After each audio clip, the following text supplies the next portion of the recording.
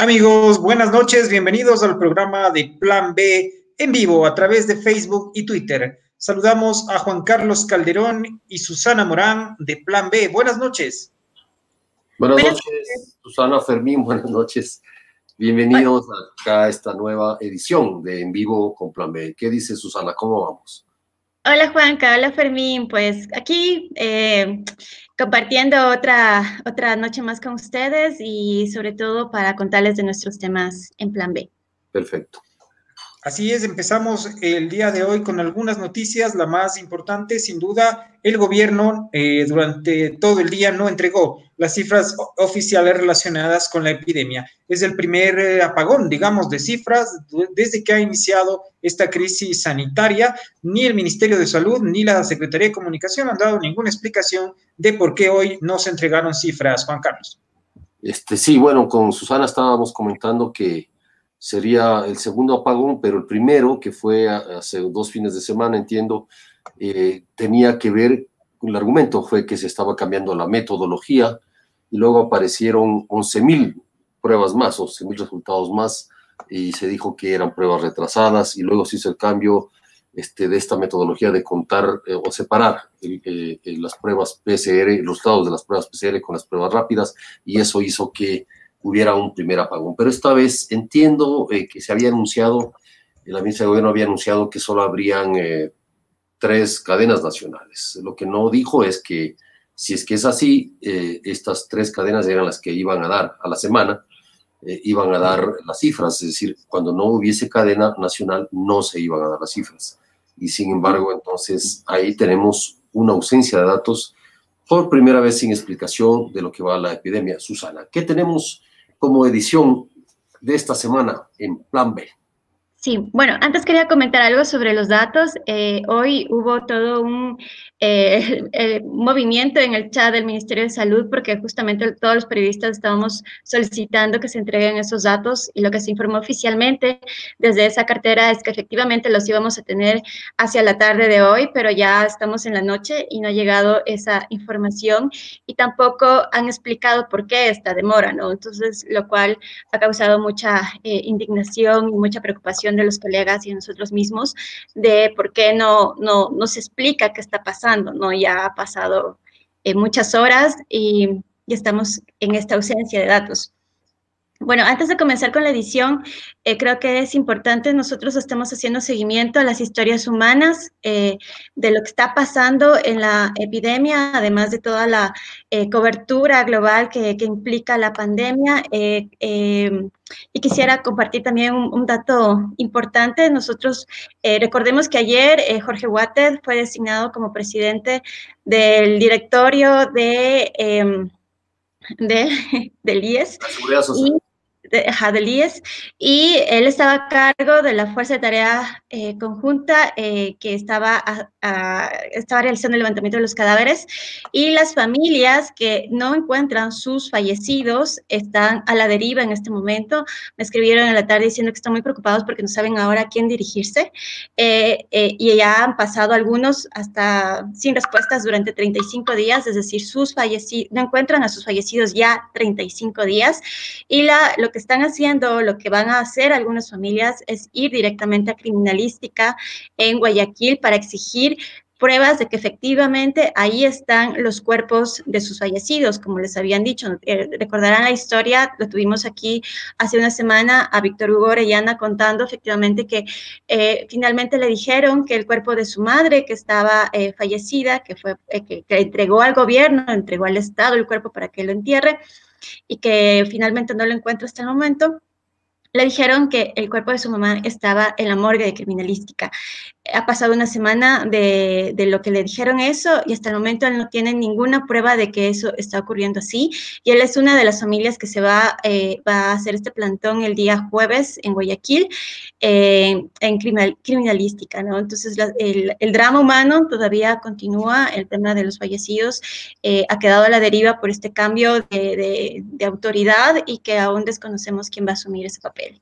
¿Cuántos? Sí, sigue, Sí, decía, ha habido una serie de anuncios hoy, a pesar de que no hubo la cadena, hubo una corta cadena en la que el gobierno anunció una adjudicación centralizada de compras de medicamentos. Esto significa que hicieron una reforma al reglamento de la Ley de Contratación Pública para que un comité conformado por los ministerios de Defensa, Gobierno, Salud y las distintas instancias de seguridad social, tanto civil cuanto militar, hagan las adjudicaciones a grandes proveedores y, sin embargo, cada hospital va a poder continuar haciendo sus compras, pero al proveedor que se escoja en el seno de este comité y bajo la tutela del CERCOP.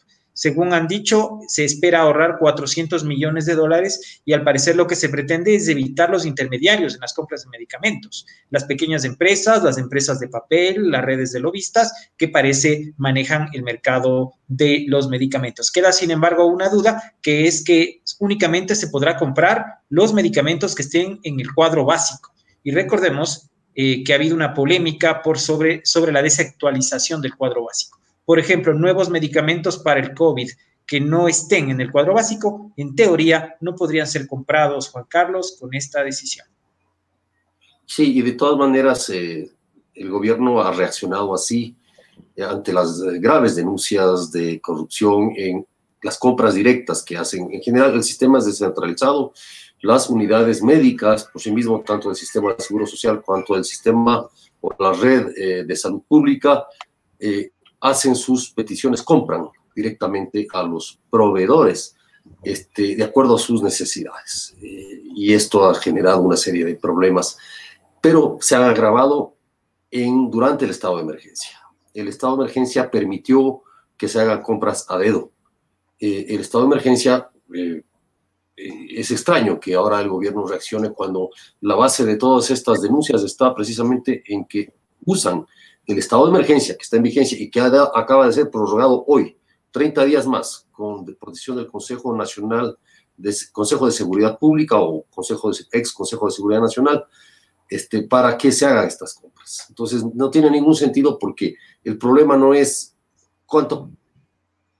si lo compras directamente, el problema es a quién le compras y cuál es el modus operandi para que un sistema que yo me atrevería a decir es casi de crimen organizado en los hospitales y que viene funcionando desde hace muchos años, siga funcionando. O sea, porque lo que va a llegar a este grupo, a este comité ejecutivo que va a decir, es lo que van a pedir los propios unidades médicas. Entonces, ¿en qué va a cambiar la cosa?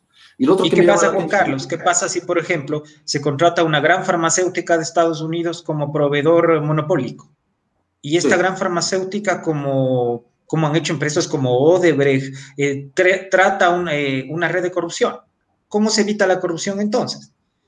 No es posible evitarlo en la medida en que no haya un control y un sinceramiento de los proveedores. Los problemas de las fundas para cadáveres, de las mascarillas y todos esos, ha sido que se han estado dando a empresas que no estaban hechas para eso. Empresas no son fantasmas, pero no son, digamos, no son proveedoras de insumos médicos en realidad. No es el giro de su negocio y han estado haciendo estas cosas. Pero esto es en función esto ya ha venido funcionando antes. Lo que me llama la atención es que el gobierno admita que se van a ahorrar 400 millones de dólares. Ahorrar entre comillas. Es decir, eso es lo que se estaban robando. ¿Es ese el valor del sobreprecio? Nos toca preguntarnos, ¿no?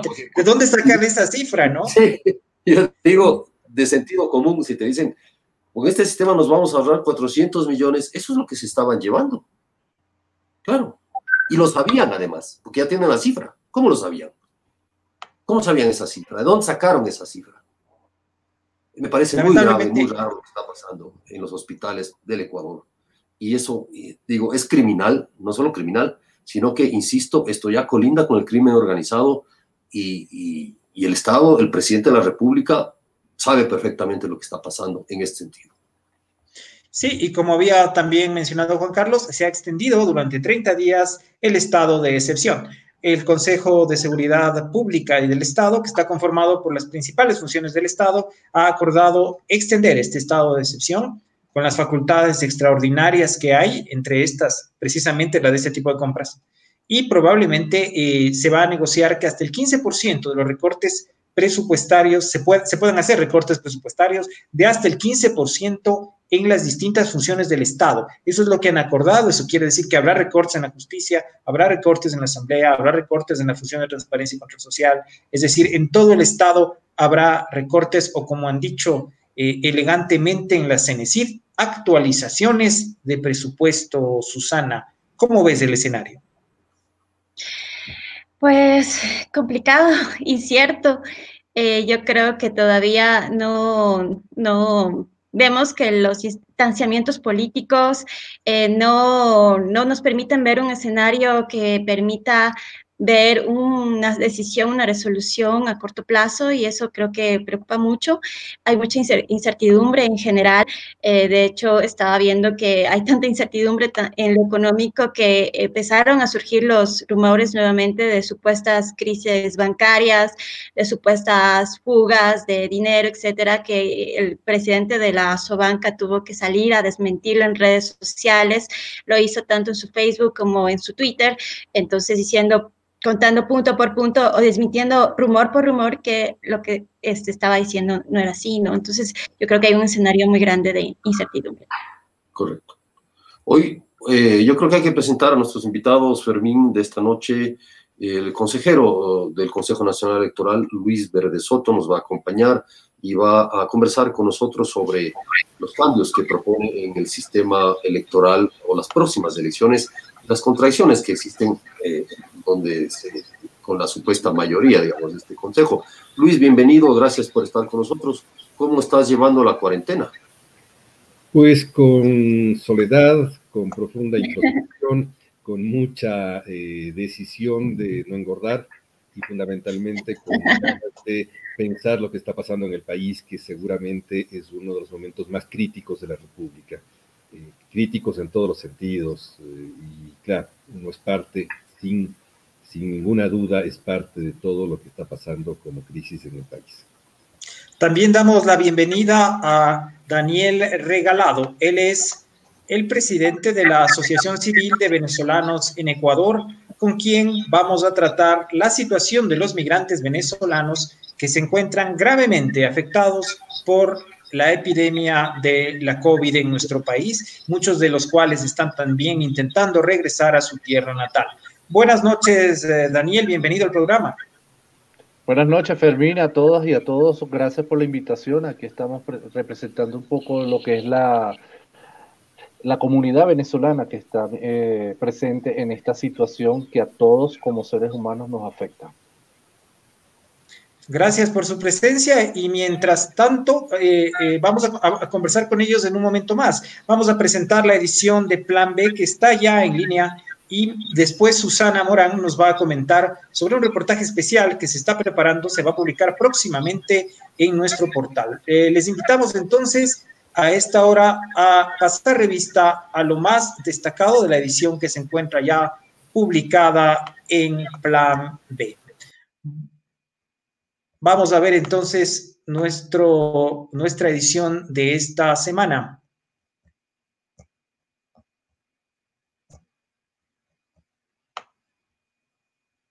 Estas cifras, obviamente, como les decimos, corresponden al día de ayer, debido a que el gobierno no publicó hoy las cifras. Tenemos una entrevista con Gustavo Larrea, el líder de Democracia Sí, hace un llamado a arrimar el hombro de todos en esta circunstancia dramática que vive el país. También reseñamos el informe que presentaron junto con varios funcionarios del Instituto Geográfico Militar y de varios ministerios, dos académicos muy destacados como Marcelo Aguilar, que establece que la Sierra Central, Manabí y Santa Elena podrían ser los próximos focos de la pandemia. Además, les comentamos que el recorte cayó como un balde de agua fría en las universidades. Casi 100 millones de dólares se recortaron a 32 universidades públicas ecuatorianas, además de que se ha dejado de pagar a las universidades cofinanciadas. La mayoría de ellas son universidades regentadas por la Iglesia Católica, que inclusive 8 de ellas han presentado hoy una demanda ante la Corte Constitucional para que se obligue al Ministerio de Finanzas a pagarles la parte de su presupuesto que cubre el Estado. También esta tarde, hace pocos minutos, el Consejo Universitario de la Universidad Central ha decidido suspender la matriculación de los estudiantes de la principal Universidad Pública de Quito hasta que no se resuelva este problema presupuestario. De su lado, el CENESID dice que hay que actualizar los presupuestos. Por otro lado, también tenemos un reportaje relacionado con cómo la COVID es una grave amenaza para la disolución social y nacional. Esta es una reseña de un informe presentado por el ex director de inteligencia del Ejército, el coronel Mario Pazmiño, que establece los peligros para el Estado Nacional, para la nación, como consecuencia de esta crisis sanitaria. También en Cotacachi se cercan comunidades y se crea gel antiséptico con plantas. Y en una segunda parte del informe de Fernando López Milán sobre la industria de la carne de pollo en el Ecuador. Estos son algunos temas. También les recomendamos nuestra sección de opinión, el panel de ideas, con Carlos Arcos Cabrera, Adrián Bonilla, Patricio Moncayo, Gonzalo Ordóñez, Gabriel Hidalgo Andrade, entre otros. Esa la reseña. Quisiéramos conectarnos ahora con Susana para que nos comente qué tema especial está trabajando, Susana. Gracias, Fermín. Bueno, esta semana creo que hay un tema fundamental y eso se anunció ayer en una rueda de prensa y tiene que ver con la situación de la comunidad secoya que vive en la provincia de Sucumbíos, que está viviendo en realidad una emergencia y varias organizaciones y líderes de esta comunidad hicieron ya una denuncia pública de esta situación. Lo que nosotros estamos un poco por publicar en las próximas horas es reconstruir lo que pasó en esta comunidad y básicamente lo que pasó con dos de los ancianos, de los abuelitos de esta comunidad. Antes de eso quisiera explicar un poco la comunidad. La nacionalidad secoya se encuentra ubicada en dos países, en Ecuador y en Perú. Ambas están habitando en la frontera de ambos países. En el caso del Ecuador se encuentra en los cantones Xuxufindi y Cuyabeno de la provincia de Sucumbíos. Y lo importante de este caso es que en el Ecuador solamente tenemos 700 habitantes o indígenas secoyas en nuestro país, es decir, una población súper pequeña que está muy preocupada porque cuando antes nosotros ya habíamos hecho un reportaje previo de la preocupación de estas comunidades, de esta y de otras nacionalidades indígenas, pero de esta en especial porque al tener un número tan reducido de habitantes, una pandemia de este tipo implica, implica un grave riesgo para su permanencia y sobrevivencia. Entonces, lo que ellos hicieron primero es cuidar sobre todo a sus ancianos, porque los ancianos de las comunidades indígenas y en el caso de los secoyas son su baluarte, son sus bibliotecas andantes, como dicen ellos, y ellos son los que guardan la cultura de muchas maneras, ¿no? Entonces, mi interés fue justamente contar quiénes eran los dos primeros fallecidos de esta comunidad y eran justamente dos abuelitos de entre 60 y 70 años. El uno es, o era, mejor dicho, lamentablemente era el médico ancestral uno de los médicos ancestrales de la comunidad, a quien acudía la gente para curarse de distintas dolencias y era un sabio de la comunidad en el tema de la espiritualidad y además era muy conocido por sus artesanías que incluso las lograba enviar al exterior cuando algún líder indígena iba a conferencias o iba a protestas, sobre todo por el caso Chevron. Tenemos que recordar que en Sucumbíos está la mayor parte de indígenas que protestan contra la petrolera Chevron Tesaco.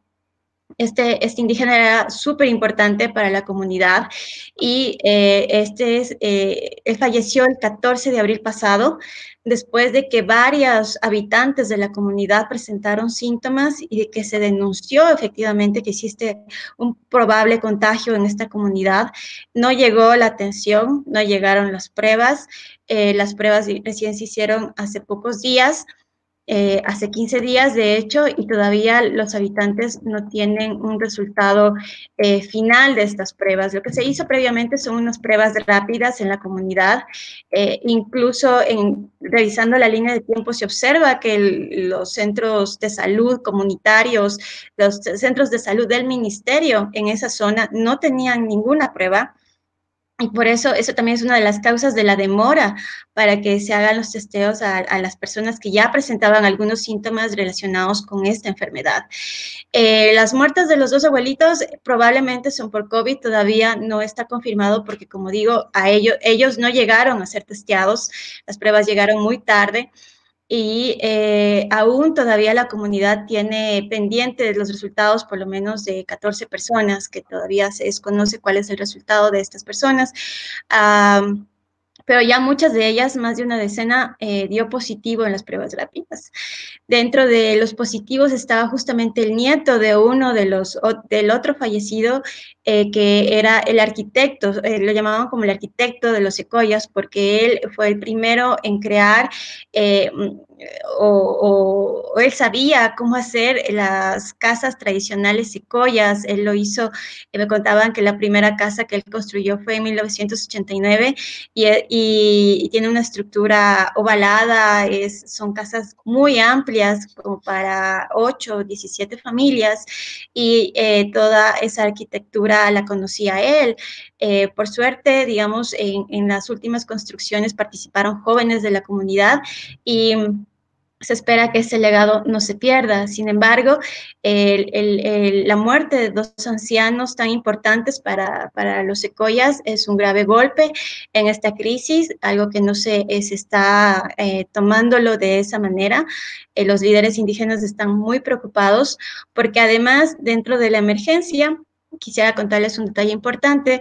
Ellos, por el miedo de ser contagiados, muchos, los ancianos querían irse más adentro en la selva, a una zona ancestral que se llama hasta el río Lagartococha, que es el límite natural entre Ecuador y Perú. Ellos querían establecerse ahí como para alejarse de la ciudad o de un posible contagio. Sin embargo, muchos, los pocos ancianos y sus familias que pudieron ir a este sector ya fueron contagiados.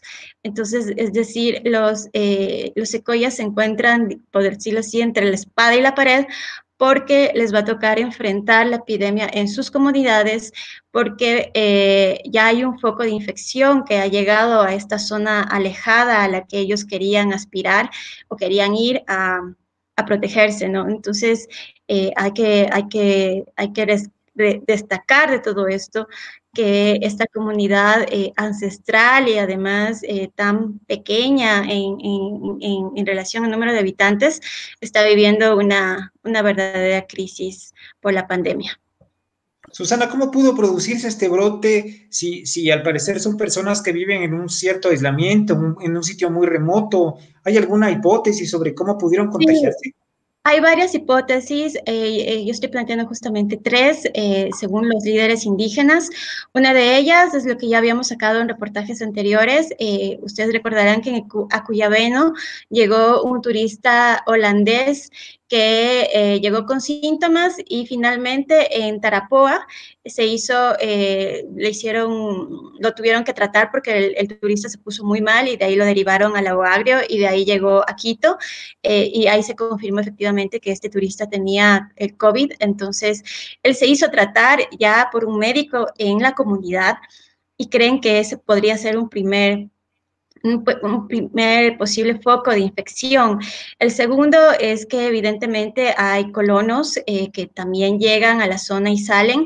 De hecho, me contaban la historia de una persona que se fue en el medio de la pandemia, cuando todavía no era grave, se fue a Manabí, pero como ya se puso muy grave el asunto, regresó de Manabí a la comunidad indígena y posiblemente esta persona llegó contagiada. Y la otra posibilidad es que hubo una fiesta donde llegaron tal vez muchas personas. Hay que recordar que esto es una zona petrolera. Una de las comunidades se encuentra al ras de la vía, por donde transitan todo el tiempo los camiones de las petroleras para sacar los materiales necesarios para esta actividad. Y y bueno, los riesgos eran latentes, aunque la comunidad y las organizaciones que los defienden las anunciaron, sencillamente pues pasó lo que se esperaba, ya hay un foco de infección en esa comunidad y hay 2 ancianos fallecidos. Lamentable lo que nos comenta Susana. Les invitamos en las próximas horas a ver este reportaje completo en la edición de revista Plan B. Muchísimas gracias, Susana. Vamos a conectarnos brevemente después contigo. Y en este momento quisiera recordarles que en las actuales circunstancias el éxito económico puede estar en línea. Es hora de anunciar en Plan B y sus redes sociales. Tenemos atractivos paquetes publicitarios y nuevos productos para tu empresa. Comunícate a los teléfonos que están en pantalla. O también es posible realizar una donación, porque las grandes historias necesitan tu apoyo. Dona a la cuenta corriente 00 29 20 70 46 del Banco Guayaquil, a nombre de Newlink Comunicación Estratégica. Queremos dar la bienvenida a Daniel Regalado de la Asociación Civil Venezolanos en Ecuador, con quien vamos a mantener un diálogo relacionado a la situación de los venezolanos en Ecuador y la pandemia. Juan Carlos. Buenas noches, Daniel. Realmente no solo es Ecuador, entiendo, es en general donde están ubicados los migrantes, compatriotas y hermanos nuestros latinoamericanos, los venezolanos, y sin embargo, en la frontera con Colombia es donde más problemas se ha dado por los intentos de regresar. Píntanos cómo está el panorama general en este sentido, Daniel. Buenas noches.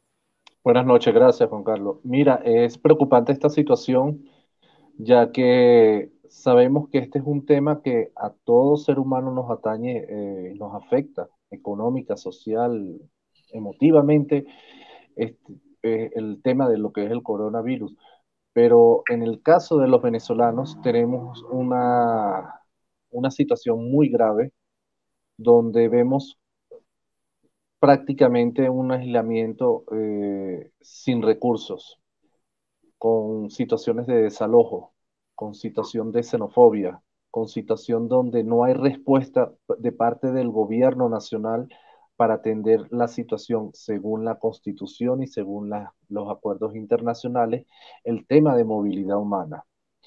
Sabemos que hay provincias, o sea, consejos provinciales, hay municipios que realmente le están poniendo ganas para atender al tema de movilidad humana, no solamente el del venezolano, sino hay otras nacionalidades, que es a lo que nosotros nos aferramos para atender y, por supuesto, defender sus derechos, pero no es suficiente.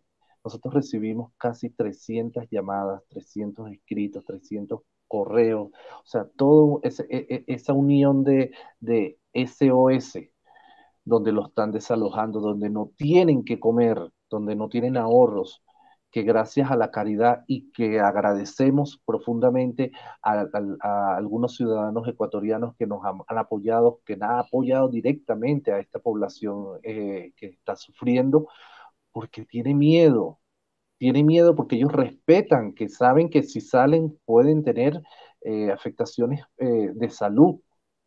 Y eso es algo que nosotros tenemos muy establecido desde Venezuela, porque sabemos que el sistema de salud pública en Venezuela no sirve. Entonces, el enfermarte de este virus en otro país, para ellos le da terror. Por eso cumplen y por eso somos los que tienen menor casos de contagiados.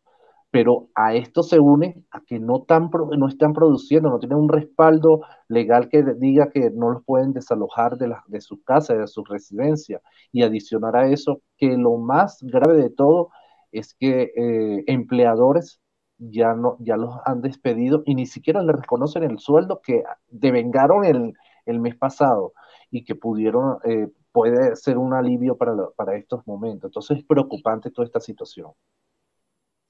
Ahí, Daniel, pero de hecho hay gente que ha buscado volver a Colombia.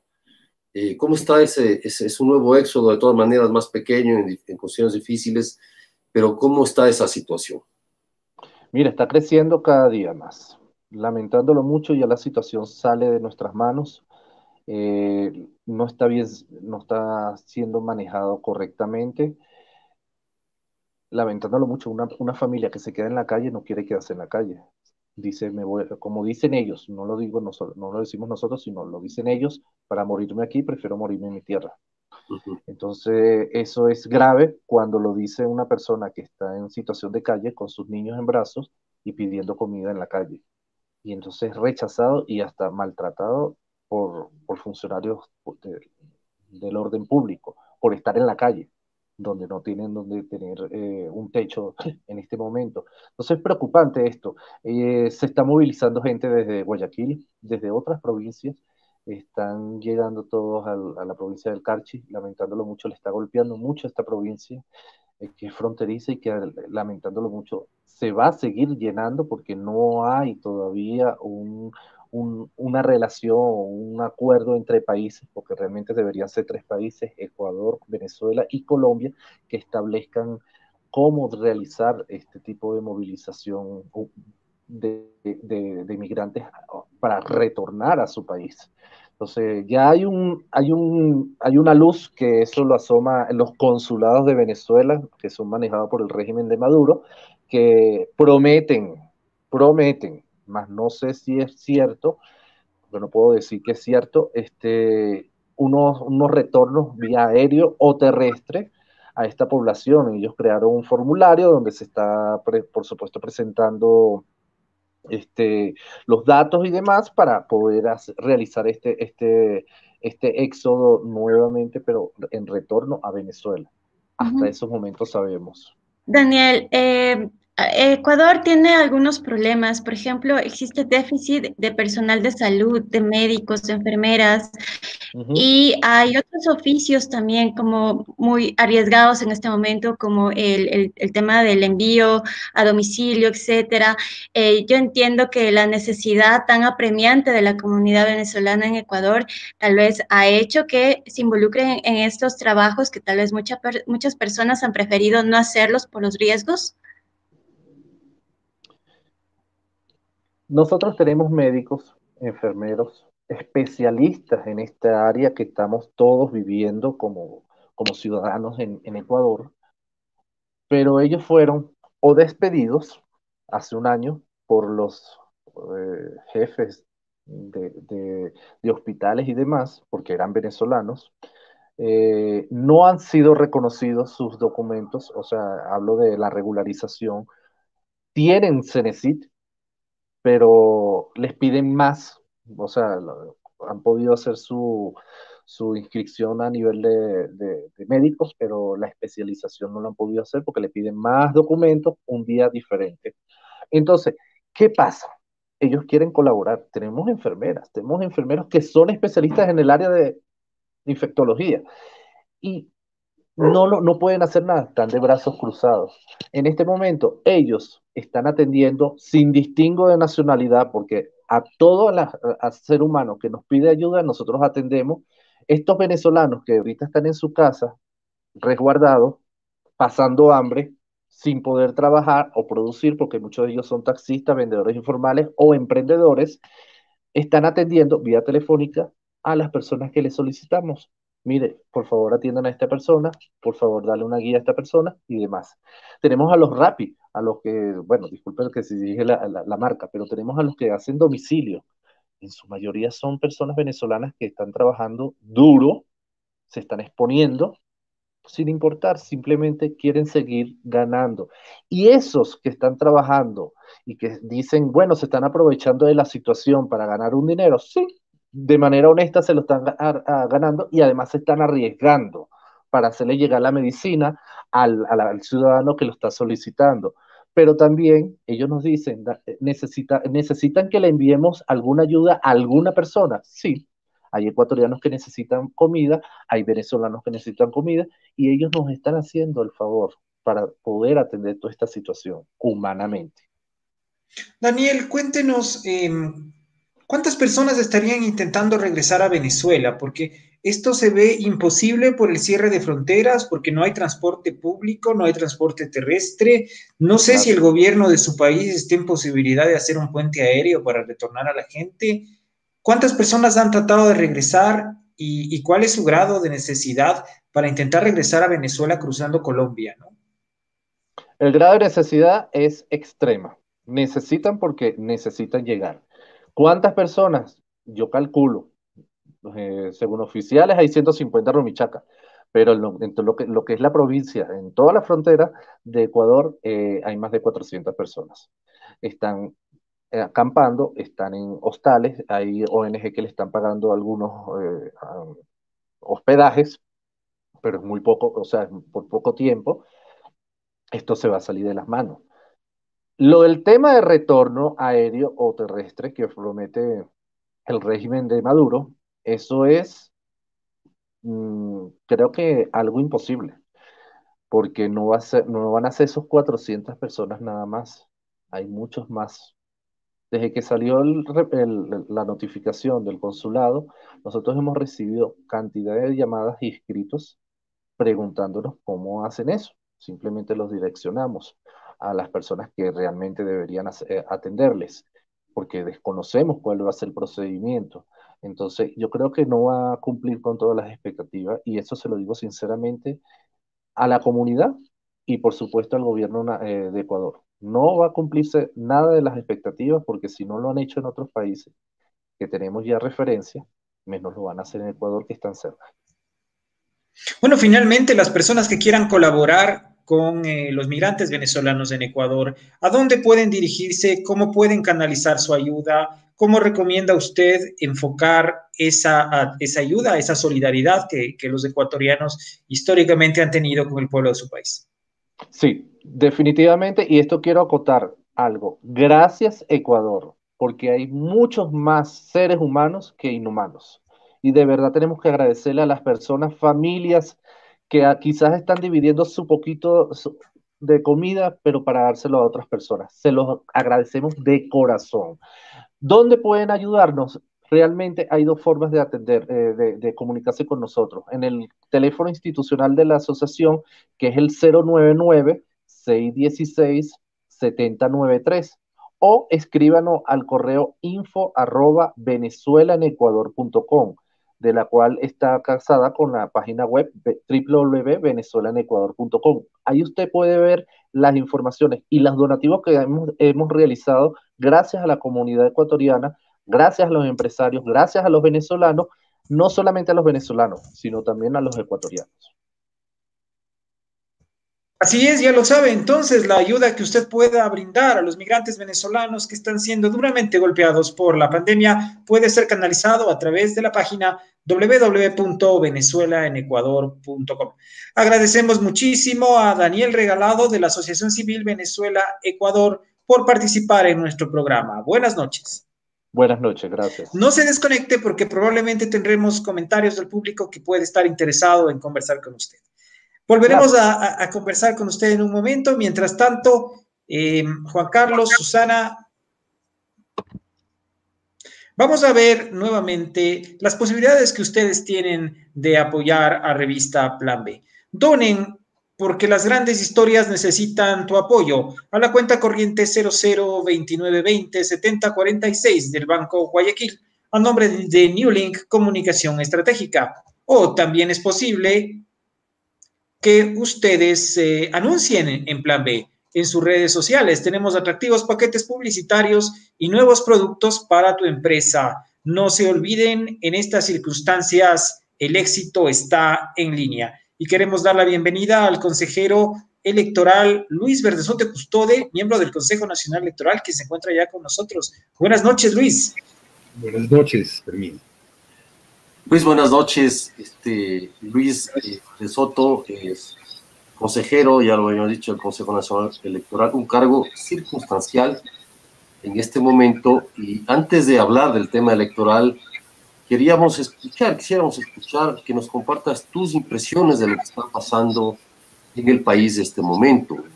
Todo el mundo habla que es la peor crisis, pero ¿cómo se caracteriza esta crisis y sobre todo qué va a pasar después de esto? Por lo que se prevé, yo siento, Luis, que hay una suerte de disolución, no solo de los mandos, de la autoridad, del país en general. Es mi impresión, no sé si la compartes.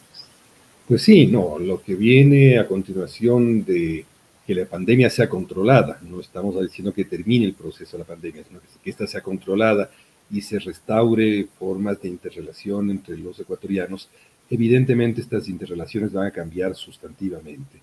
Estamos al borde de, primero, una enorme batallón, un gran filón de los trabajadores ecuatorianos en el desempleo. Es un desempleo que puede oscilar entre 1.200.000 personas y 1.500.000 personas de nuevos desempleados, lo cual es gravísimo, porque esto implica nuevas bases sociales para la democracia.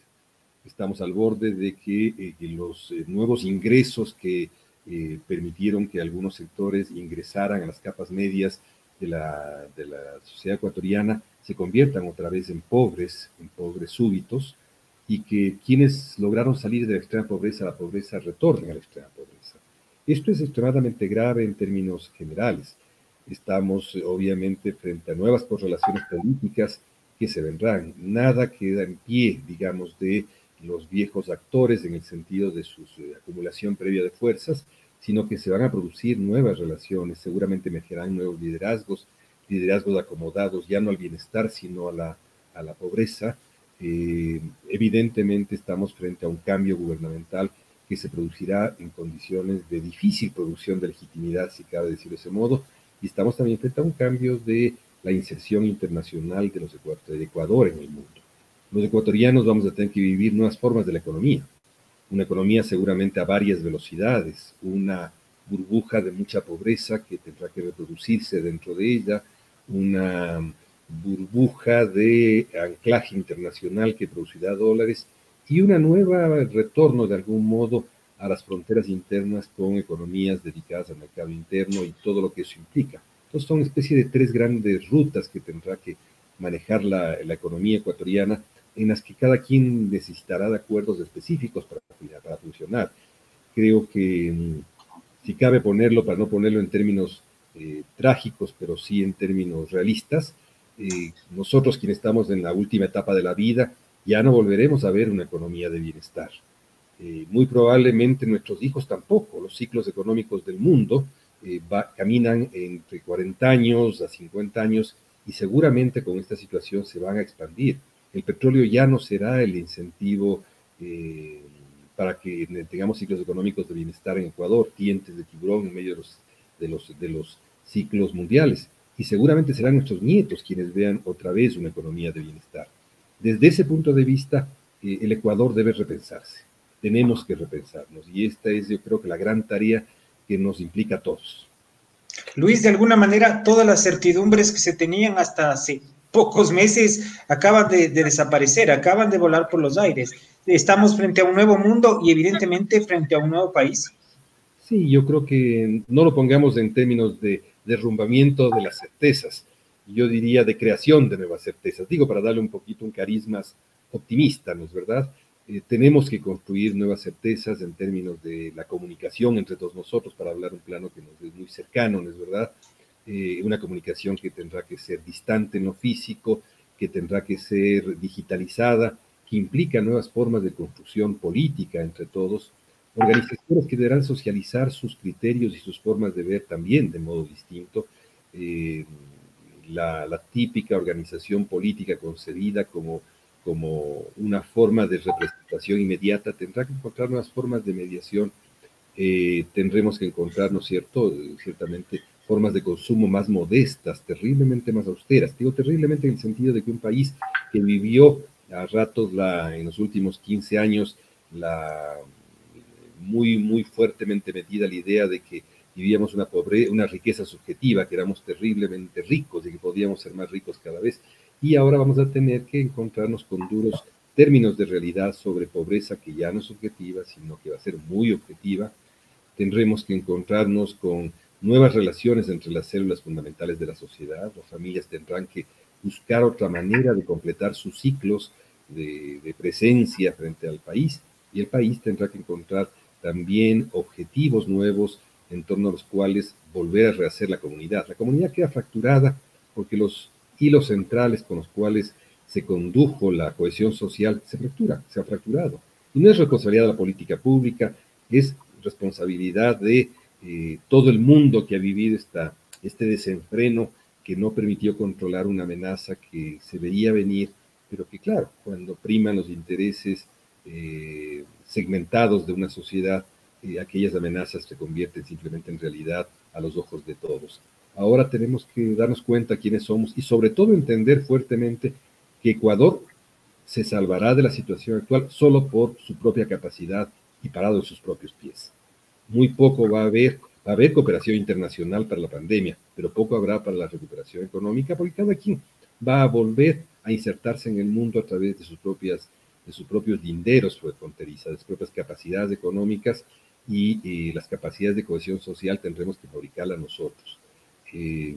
No podemos vivir en tres burbujas separadas una de la otra, distanciándonos de objetivos de modernización, y tendremos que encontrar nuevas formas de redistribución de los recursos simbólicos y de los reales, de los recursos estatales y de los privados, para poder ir reactivando, conforme se reactivan las partes del cuerpo social, se reactiva también una idea de para qué estamos como comunidad en este mundo y para qué estamos como comunidad para interactuar entre nosotros. Finalmente, esta tragedia que vive el mundo, que la vive el Ecuador, no nos quite el sello fundamental de ecuatorianos. Gracias, Luis. Ahora, en estas circunstancias... De hecho, hablar aquello que yo no debería haber hablado. En estas circunstancias, también esta crisis interpela la democracia, interpela el proceso electoral en el que estamos ya prácticamente a portas. Hay todavía unas visiones que se han planteado desde el Consejo Electoral y desde los especialistas, pero como todo ha cambiado, ¿qué es lo que crees que deba cambiar? ¿Cabe hablar de proceso electoral en estas circunstancias? ¿Cabe hablar de elecciones? Obviamente tienen que haberlas, pero ¿qué tipo de elecciones? ¿Cómo vamos a enfrentar este nuevo proceso, Luis? Mira, yo creo que lo primero que tenemos que plantearnos todos los ecuatorianos es que pese a la apatía sobre la política que viene como producto de esta situación crítica, de esta post-pandemia o de esta regularización de las condiciones rígidas de la pandemia, nos toca entender nuevas formas de hacer política, pero fundamentalmente nuevas formas de política que aseguren los mínimos de una democracia, tanto en el sentido de sus atributos básicos como en el sentido de su calidad. Evidentemente viene un momento de profunda crisis respecto a los indicadores y a los estándares clásicos de la democracia. Evidentemente no hay estudios en el mundo. Mañana, por ejemplo, participaré en un intercambio internacional sobre cómo podremos trabajar las situaciones electorales post-pandemia, pero no hay estudios que nos digan qué pasa después de una pandemia, porque obviamente el mundo no ha tenido una pandemia de estas características.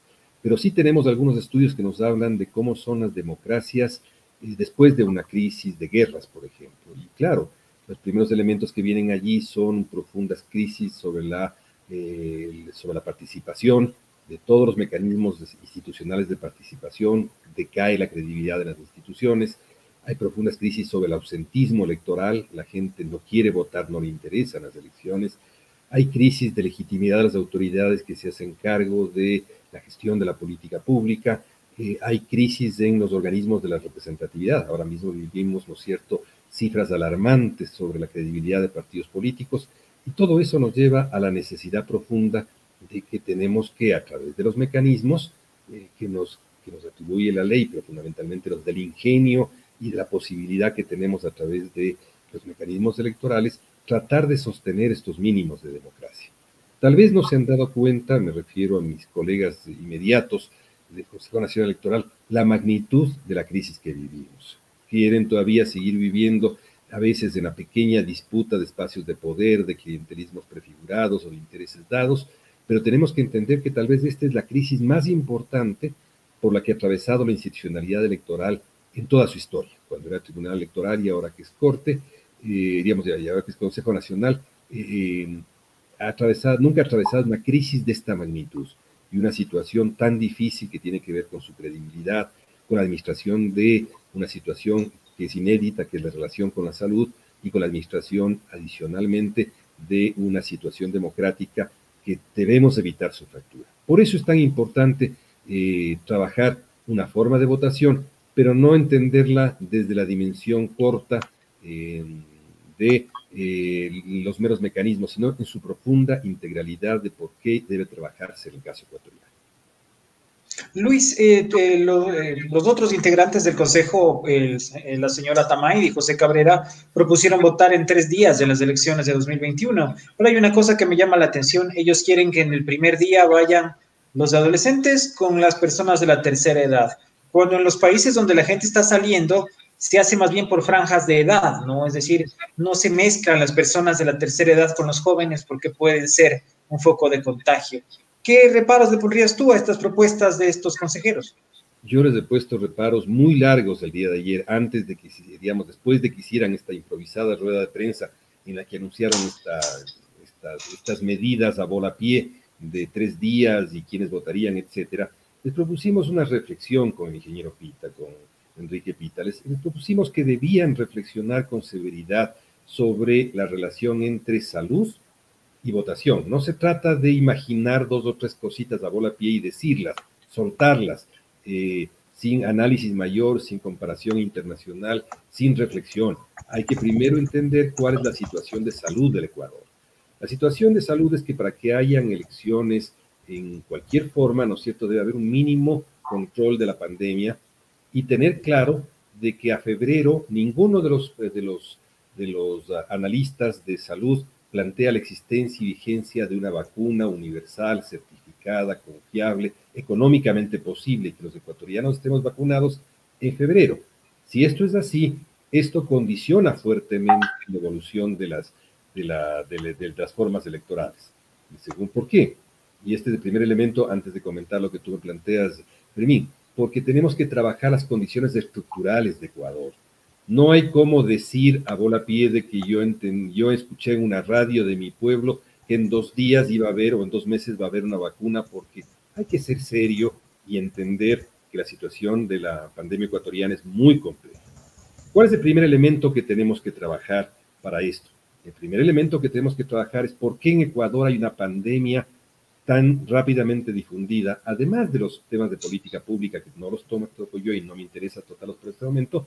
El tema fundamental estructural de Ecuador es que en Ecuador somos el primer país en la concentración poblacional, en la densidad poblacional. Es mucho más fácil difundir una epidemia cuando tienes tal concentración de habitantes en un territorio tan chico. Ecuador es el país más densamente poblado de América del Sur. Y si no nos acordamos de eso, mal podemos entender las características que está adoptando la pandemia en el Ecuador, las que adoptó en su rápida difusión, y las mismas que tienen que ver con la decisión de una fórmula electoral. Ecuador es el país más densamente poblado de población electoral en América del Sur. Esto nos obliga a que primero tengamos entonces una estrecha relación con las autoridades de salud, que entendamos lo que dice el Código de Salud, que sepamos que un rebrote no solamente acaba con la economía y con la vida de los ecuatorianos, sino que nos puede llevar a sanciones nacionales y fundamentalmente internacionales. Este rato se está discutiendo legislación sobre el tema de las responsabilidades internacionales sobre la pandemia. Entonces no se puede ser ligero diciendo a mí que me importa la salud, yo aquí lo que creo es que hay que hacer 3 días de votación. Hay que entender y fundamentar por qué 3 días. Y voy a tu pregunta. En tu pregunta tú te planteas algo que es muy, muy real, de alguien que esté informado de lo que pasa en el mundo. Lo primero que hace la decisión de salubridad, de buena salud, es de que las personas con mayor riesgo, porque estamos al frente a una nueva vulnerabilidad, ya no solamente son hombres y mujeres capaces y discapacitados, ya no solamente son jóvenes y viejos, ya no solamente son indígenas y no indígenas, sino estamos frente a una nueva discapacidad, que es que el ambiente social ha creado una nueva vulnerabilidad que somos las personas que superamos los 60 años y que podemos tener 1 o 2 enfermedades catastróficas adicionalmente, o algunas de ellas que son catastróficas, pero que aceleran la baja de defensas. Esta nueva vulnerabilidad en el mundo se trabaja dispersándola. ¿No es verdad? Si encuentras una casa de retiro de personas que están en la ancianidad, los ubicas rápidamente en familiares para que se dispersen, tengan formas de cuidado. Y lo menos que se le ocurre a alguien, a ninguna autoridad sanitaria, y peor, a una autoridad electoral, es juntarlos a todos en un día para que toditos juntos se contagien porque un anciano esté contagiado o para que agentes muy fundamentales en el cuidado de la seguridad, como son las Fuerzas Armadas, pero que están absolutamente expuestas al contagio, vayan a votar. Esto es delirante, por decirlo menos es delirante. Pensar que se debe, salvo que estén pensando en que lo que hay que hacer es una forma de contagio en rebaño, tal vez están pensando en eso, no es posible que se piense que esto deba o pueda ser una disposición electoral. Por eso, tomando la primera previsión, que es la que hay que bajar el nivel de concentración de electores por habitante o bajar la densidad electoral en Ecuador, para ponerla de un modo hay que bajarla a la mitad por lo menos, no puedes hacerlo votando en 2 días. Tienes que hacerlo de modo mucho más consistente, y la consistencia, que yo creo que puede ser una medida razonable, es la misma que está adoptando este rato Perú, al lado nuestro, con los niveles de contagio que está teniendo Perú, que son inferiores a los nuestros. El organismo electoral peruano, por ejemplo, está pensando también en tener votación telemática. ¿Qué implica la votación telemática? Implica el uso de instrumentos de tecnología, pero fundamentalmente, antes de entrar a eso, lo que implica es de que si la población ecuatoriana voluntariamente, por decir algo, en su mitad, en su 50%, en su 40% o en su 60%, quiere votar telemáticamente, que lo haga, porque de ese modo bajamos la densidad electoral y recién se podrá abrir votación presencial en aquellas partes que pueda hacer. Entonces, la primera cosa, reitero, es la salud es primero. La salud tiene la definición cardinal y fundamental sobre las formas de votación. No podemos dejar de pensar sino en consulta con todos los organismos del Estado y con todas las funciones del Estado y con todos los partidos políticos para tomar la decisión más trascendental de la democracia, que va a ser si nos quedamos con una producción de legitimidad electoral terriblemente fracturada o logramos salvar lo necesario para generar autoridades legítimas. Y segundo, hacerlo bien, no hacerlo mal, mandando a toda la tercera edad a que juntos en rebaño se contagien. Porque lo que estaremos logrando, ¿no es cierto?, es simplemente un acto de, yo diría casi de una fractura de derechos humanos, un acto lesivo contra la humanidad. Luis, finalmente, ¿cuál crees que sea, tú has planteado la votación telemática, cuáles crees que sean las acciones que se deban tomar desde ya, de alguna manera para llegar a una votación que permita primero respetar la salud, obviamente ver las condiciones sanitarias? ¿Cuáles son las acciones más importantes que se deben hacer ya? Yo no estoy casado con ninguna forma de votación. Más aún, yo creo que una votación exclusivamente telemática puede ocasionar a veces más problemas. Yo más me parecería una votación mixta que haya, o híbrida entre lo telemático y lo presencial, por obvias razones de que lo telemático no tiene penetración en toda la población, no todo el mundo acepta esto. Te pongo un ejemplo. El ejemplo más fácil y más claro podría ser trabajar con Quito. Digamos, Quito tiene 2 millones de electores, ¿no es verdad? Para decirlo en términos gruesos. Si es que se abre la opción, y tanto tecnológica como de que voluntariamente la población exprese quién quiere votar telemáticamente, quién siente seguridad de hacerlo a través de medios telemáticos, se inscriba y pueda constar dentro del padrón telemático, mientras que el resto del padrón pueda hacer votación presencial. Pero para organizar, por ejemplo, en el caso de la votación de Quito, de 1 millón de personas que quedarían fuera de lo telemático como modo presencial, todavía hay que resolver cosas que tiene que resolverlas básicamente la autoridad de salud.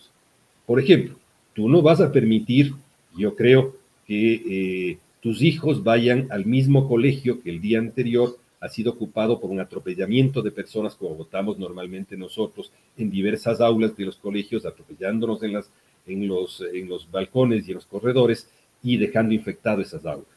La recomendación de los protocolos de las autoridades electorales de América Latina y del mundo es que se vote en lugares abiertos, pese a la lluvia, pese a lo que quieras con inclemencia.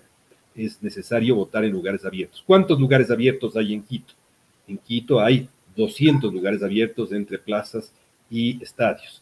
¿Será posible que, en la hipótesis todavía no consentida de que la mitad vote por modo telemático, ese otro millón vote en 200 lugares abiertos?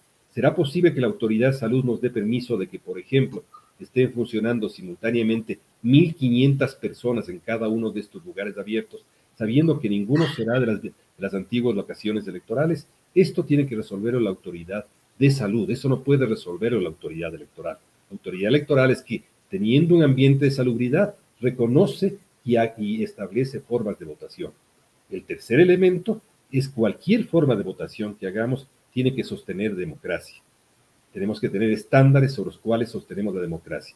Por decir si en un momento catastrófico solamente el 20% de la población vota, ¿es que esto hace autoridades legítimas? ¿Cómo sostenemos los principios centrales de la información, de la libertad de los electores, del derecho a la información, del derecho a la participación de todos? Estos son los temas que tenemos que resolver, que no se resuelven con ideas sacadas en el camino de juntar a todos los ancianos a ver si se contagian o se contagian todos, y que un día voten las mujeres y otro día los hombres, pensando que las de los hombres tienen un diverso ritmo de contagio que las mujeres. Eso no es así. Tenemos que hacerlo con paciencia, con inteligencia, con sentido nacional. Tenemos que sufrirnos del Ecuador y no buscar simplemente el creer que la solución que se plantea sea la solución que favorezca los intereses de Pedro Juan Diego.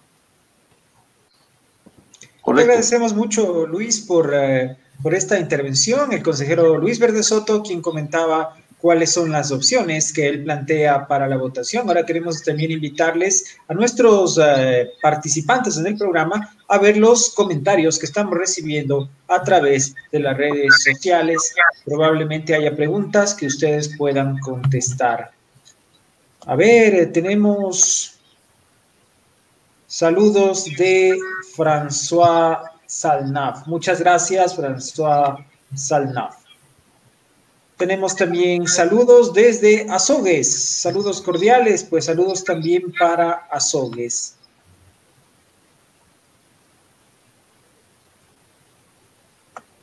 Se pregunta François Salnaf, ¿solo músicos registrados podrán dar serenatas a las madres en su día? Realmente da la impresión de que cada quien cuida su negocio. Por favor, la fecha de conmemoración, más allá de una costumbre, tiene un valor sentimental. Pienso que con las restricciones es más que suficiente.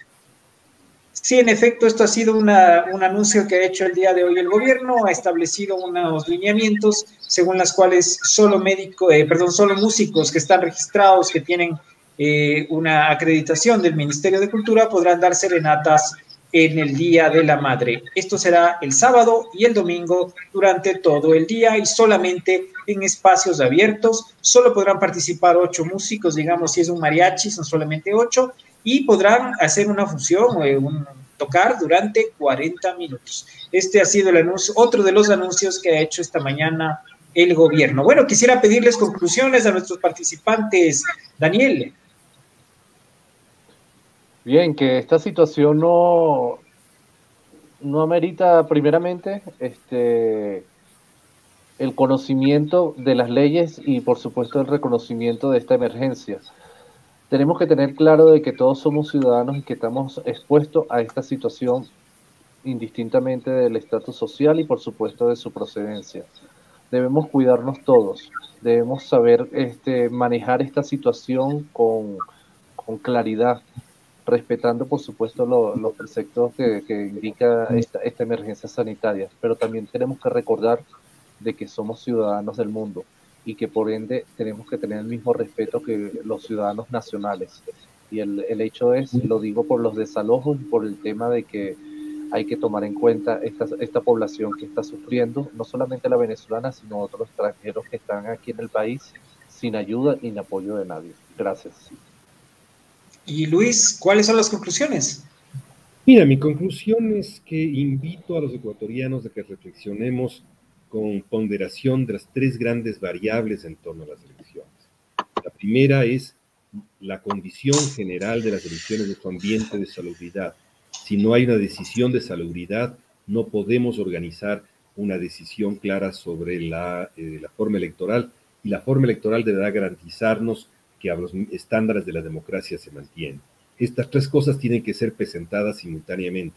No hay que discutir solamente de si hay más o menos internet, tampoco hay que discutir solamente si es que tenemos condiciones de salud determinadas, sino que tenemos que discutir en engranaje hacia cómo mantener la democracia en el Ecuador, sabiendo que la democracia es el único ambiente que nos permitirá superar en el futuro situaciones de epidemia y en el futuro nos permitirá tener un ambiente para que la comunidad nacional tenga futuro, tenga tengamos objetivos y tengamos un destino común. Esto es lo importante entre ecuatorianos y pensémoslo así.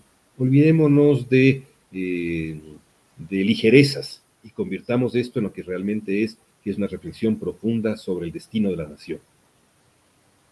Muchísimas gracias, Luis. Bueno, creo que concluimos esta noche. Juan Carlos, Susana. Sí, Susana, concluya y yo termino diciendo la última palabra. Bueno, sí, gracias a todos los que se conectaron y siempre haciendo la invitación a todos nuestros oyentes y lectores a que nos envíen también sus preocupaciones, lo que les está pasando en esta epidemia. Y nosotros estamos viendo con mucha atención estos comentarios porque de ellas están saliendo investigaciones, están saliendo temas y es muy importante que ustedes nos cuenten lo que les pasa. Gracias, Susana, Fermín. Sí, les invitamos a seguir participando. Repetimos siempre, nosotros trabajamos para ustedes. Este es el público el que es nuestro juez en este momento. Quería un poco leer un último comentario de Miguel Ángel García Falconi, que es presidente de la Asociación de Empleados Públicos, y él dice: la solución sobre lo que planteaba Luis Verde Soto es la que plantea Isaac Asimov en su cuento Sufragio Universal. Hay que leerlo. Nos vamos a comprometer, Miguel, a leerlo. Muchas gracias y traer las mejores ideas, porque de pronto la literatura es la que puede dar soluciones, el arte, a todas estas situaciones. Y lo otro sobre el comentario de François Salnave, sobre los músicos, este reglamento medio barroco que sacó el COE sobre lo pueden leer en Plan B, está en Minuto a Minuto, en nuestro segmento diario de noticias sobre la epidemia y sus consecuencias y sus connotaciones, y tiene que ver con un reglamento que salió sobre el tema de las serenatas. O sea, yo me revelo en realidad muy profundamente sobre esta situación. Mire, así nos ha cambiado la vida. Es decir, hasta para dar una serenata a nuestra madre tenemos que seguir estas reglas. O sea, y seguir reglas por personas, ¿sí?, que supuestamente dirigen este país, administran esta crisis, y que de alguna manera toman este tipo de decisiones. Alguien reclama y dice: ¿por qué solo los que están registrados en el Ministerio de Cultura? ¿Por qué no otras personas? O sea, debe haber cientos en este país, en esta ciudad, de grupos de mariachis que no están registrados en el ministerio y que están pasando hambre, y que bien podrían ganarse su poco dinero que podrían ingresarles en el Día de la Madre. O sea, ese tipo de cosas son las complicadas. ¿Por qué? ¿Por qué la autoridad toma este tipo de decisiones? Sin ver la realidad, sin ver lo que está pasando. Hay una suerte de indolencia de las autoridades sobre lo que está pasando, lo que está sufriendo la gente, las necesidades que está pasando la gente. Porque las autoridades, en su indolencia, insisto, tienen su cheque mensual asegurado, pagado por nosotros, además, y que no les da ningún problema. Aquí es: ya pagaron y punto, ¿no es cierto? Esa es la frase favorita: ya pagaron y se acabó el problema. Y hay el 60% o más de este país está en una situación complicada y crítica. Entonces, aquí tienes que solo dar un concierto con gente que está registrada, no se sabe cómo, en el Ministerio de Cultura o donde sea, que tiene que tener un beneplácito de una autoridad para poder ir a cantar, ¿no es cierto?, a tu mamá en el Día de la Madre. Bueno, yo creo que es necesario todavía rever. Podemos salir, ya mañana hablaremos de eso en los próximos días, sobre cómo yo llamo, y algunas personas lo llaman ya, simulacro de semáforo rojo, porque lo que estamos viendo es un simulacro de semáforo rojo. En realidad la gente está en semáforo amarillo o en verde, la gente en la calle. Y el otro, lo que estaban pensando las autoridades en sus oficinas, es un simulacro de color rojo. Sí, ponen decisiones, toman decisiones, tareas, reglamentos. No están pensando en lo que está pasando la gente en la calle en este momento. Yo creo que ya lo hablaremos. Muchas gracias a ustedes por estar con nosotros. Y bueno, vamos a seguir adelante en nuestros temas. Mañana estaremos con los reportajes sobre los secoyas, sobre los ancianos secoyas y algunos otros temas de su interés. Buenas noches, Susana, Fermín. Gracias. Buenas noches y hasta mañana.